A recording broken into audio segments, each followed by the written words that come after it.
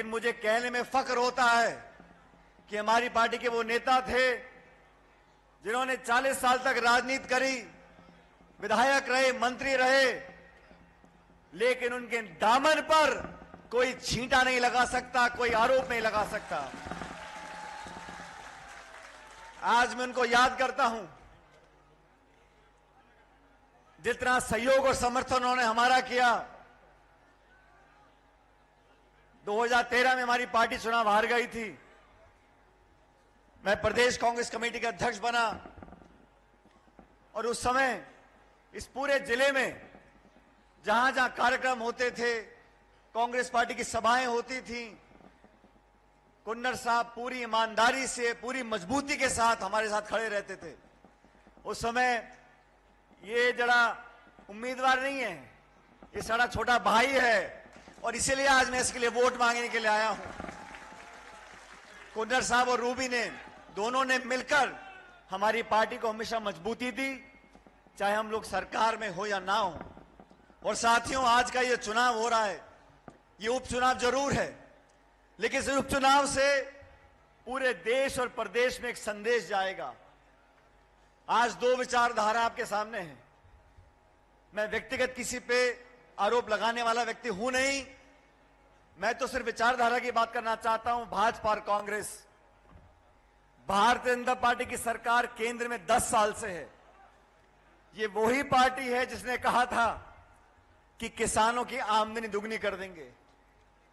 हम आज मंडी में, धान मंडी में, मैं आप लोगों से पूछना चाहता हूं, किसी की आमदनी दुगनी हुई है क्या? हो गई दुगनी आमदनी किसी की?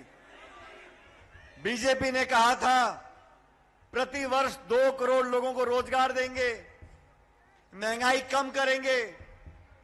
इस बीजेपी की सरकार ने अगर कुछ किया, आप सबको याद होगा, इस देश में किसानों के खिलाफ वो 3 काले कानून बनाए थे। हजारों की संख्या में किसान दिल्ली की सरहद पर बैठे थे। ठंड में और गर्मी में सैकड़ों लोगों की जान चली गई। 1.5 साल के बाद इस सरकार ने हाथ जोड़कर माफी मांगी और वो 3 काले कानून वापस लिए। किसानों की बात करने वाली वो पार्टी किसानों के खिलाफ कानून बनाती है। नौजवानों की बात करने वाली वो पार्टी, हमारी बच्चियां, पहलवान बच्चियां कितने लंबे समय तक प्रदर्शन करते रहे दिल्ली के जंतर मंतर पर बैठकर। आरोप लगे शोषण के, केंद्र सरकार ने कुछ कार्रवाई करी? हमारी जो नौजवान पहलवान बच्चियां अपने पदक वापस लौटा रहे हैं, हमारे पहलवान नौजवान। ये वो पार्टी है, ना किसान की है ना नौजवान की है, ये सिर्फ चंद उद्योगपतियों की है जिसके लिए पूरे देश की संपत्ति को बेचा जा रहा है। हमारे हवाई अड्डे, हमारी रेलवे लाइन, हमारे गोदाम, हमारे खान सब औने पौने दाम में बेचकर चंद लोगों को उसका फायदा मिल रहा है। महंगाई के क्या हाल है आप सब जानते हो। गैस का सिलेंडर आज 1100 रुपए, 1200 रुपए का है। ये केंद्र की सरकार के चुनाव भी आएंगे 4-5 महीने के बाद, लेकिन इस उपचुनाव में हमें 2 बातें करनी है। पहली बात, जैसा मुझसे पूर्व वक्ता बोल रहे थे, अंकुर जी ने बोला, रूपी जी ने बोला, अगर चुनाव समय पर होता तो मैं दावे से कह सकता हूं कि कुन्नर साहब रिकॉर्ड मतों से जीतकर यहां से जाते। आज हमारे बीच में वो नहीं है, लेकिन अपनी निशानी छोड़कर गए हैं। और कांग्रेस पार्टी ने बहुत सोच समझकर, आप लोगों के जज्बातों को समझकर, कार्यकर्ताओं की भावना को समझकर इस नौजवान हमारे छोटे भाई को आपका उम्मीदवार बनाया, आपके भरोसे पर बनाया है। 5 तारीख को मतदान होगा। आप सबसे निवेदन करना चाहता हूं, रूबी कुन्नर जी को अपना वोट दो, लेकिन वोट के साथ साथ इस मुश्किल समय में, इस कठिन घड़ी में उसको अपना आशीर्वाद दो, अपना प्यार दो। और मैं आपको वादा करता हूं, अगले 5 साल तक आपका बेटा बनकर, आपका भतीजा बनकर, आपका पोता बनकर रूबी आपकी सेवा करेगा। मैं व्यक्तिगत रूप से रूबी को बहुत लंबे समय से जानता हूं।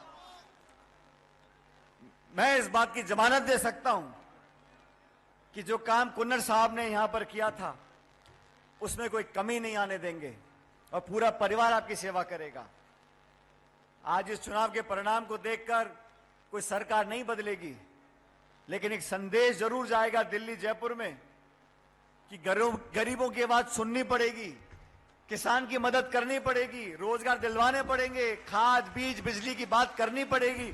और मैं चुनौती देना चाहता हूं, अभी भाजपा का नेता बहुत बड़ी बड़ी बातें कर रहे हैं, ये फिरोजपुर के फीडर की बात करते हैं। हमारी कांग्रेस सरकार ने पैसा दिया था, बजट दिया था और बहुत जल्द काम चालू होगा। ये पंजाब की सरकार, केंद्र की सरकार और नई प्रदेश की सरकार लोगों को भ्रमित करती है। ये बड़े बड़े बांध जो बने, बड़े बड़े पुलिया बनी, सिंचाई की परियोजना बनी, ये क्या बीजेपी सरकार ने बनाई थी? आज से 20, 30, 40, 50 साल पहले इन बड़ी बड़ी परियोजनाओं की नींव रखी गई थी। ये देश आगे पहुंचा क्योंकि किसान मजबूत हुआ। किसानों को कमजोर करने का काम अगर किसी ने किया है तो बीजेपी की सरकार ने किया है। मैं आप लोगों से निवेदन करता हूं, विशेष रूप से मेरे नौजवान साथियों से, नौजवानों के हाथ में इस क्षेत्र के विकास का जिम्मा आप दोगे, आपके काम ईमानदारी से होंगे, दुगनी चौगनी गति से होंगे। जिन लोगों को देख चुके, परख चुके, उनके अच्छे बुरे को आप जानते हो। इस तराजू में तोल लो, विचारधारा, नेता, नेतृत्व, नीति और नियत जिसके बढ़िया हो उसको अपना वोट देना है। और सही मानने में ये कुन्नर साहब को श्रद्धांजलि देने का समय है। आप सबसे निवेदन करता हूं, इस नौजवान को वोट दो। मैं सारे काम छोड़कर विशेष रूप से मेरे छोटे भाई के लिए वोट मांगने के लिए आया हूं और नौजवानों को पार्टी ने मौका दिया है। ये तालियां, ये सुने, ये तालियां बजाने से काम नहीं चलेगा। 5 तारीख को मतदान है। दोनों हाथ मुट्ठी बंद कर कर, हाथ खड़े कर कर मुझे आश्वासन दो कि कांग्रेस पार्टी जीतेगी। वो छत पे खड़े वो लोग, ये हाथ का निशान है। ये वोटिंग मशीन जब बटन दबाते हैं ना, 3 नंबर का हमारा बटन, 3 नंबर का बटन है।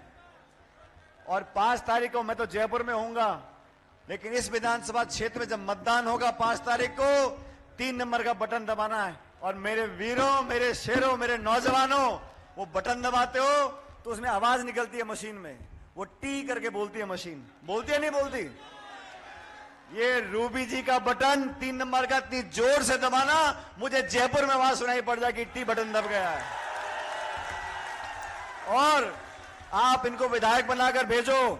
हम लोग जयपुर में बैठे हैं, इस सरकार किसी पार्टी की हो, लेकिन इस विधानसभा क्षेत्र के विकास में हम कोई कमी नहीं आने देंगे। मैं रूबी कुन्नर के साथ कंधे से कंधा मिलाकर इस क्षेत्र के विकास में हम कोई कमी नहीं छोड़ेंगे। इसलिए मेरा आपसे निवेदन है, सारी बातें भूल जाओ, किसने क्या कहा नहीं कहा। आने वाला समय आप लोगों का है और रूबी कुन्नर को कांग्रेस पार्टी ने जो टिकट दिया, आपके भरोसे पर दिया है, इनको जिताकर भेजो, इतिहास बनाओ। अगले 5 साल तक आपकी सेवा करने की जिम्मेदारी इनकी भी रहेगी और पूरी ताकत के साथ हम लोग काम करेंगे।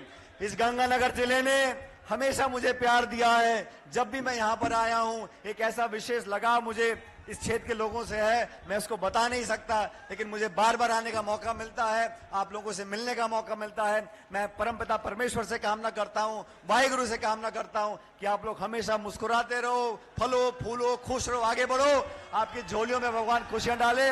बोले सोनियाल। बहुत बहुत धन्यवाद। राम राम साहब।